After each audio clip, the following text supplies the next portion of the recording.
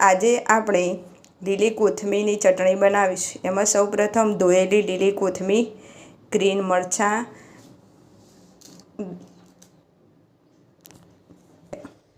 મગફળી તથા મીઠું જોશે। જેમાં આપણે સૌપ્રથમ મિક્સર જારમાં લીલી કોથમીર અને મરચાં નાખીશું। મિક્સર જારમાં આપણે મરચાં અને કોથમીર નાખી હવે તેમાં મગફળીના થોડા દાણા એડ કરીશું। હવે તેમાં સ્વાદ પ્રમાણે થોડું મીઠું નાખીશું।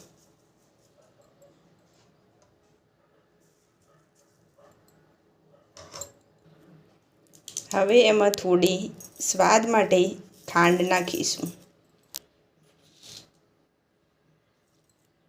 હવે આપણે ચટપટો થોડો સ્વાદ આવે એ માટે આપણે થોડા સિંગ ભજીયા એડ કરીશું અને આ બધી વસ્તુ આપણે મિક્સરમાં ગ્રાઇન્ડ કરી દઈશું।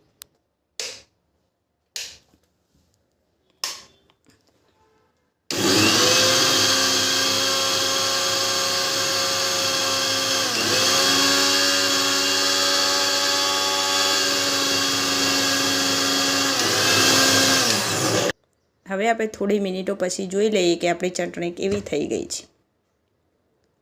હવે આપણી ચટણી એકદમ રેડી થઈ ગઈ છે। તેને આપણે સર્વિંગ બોલમાં કાઢી દઈશું।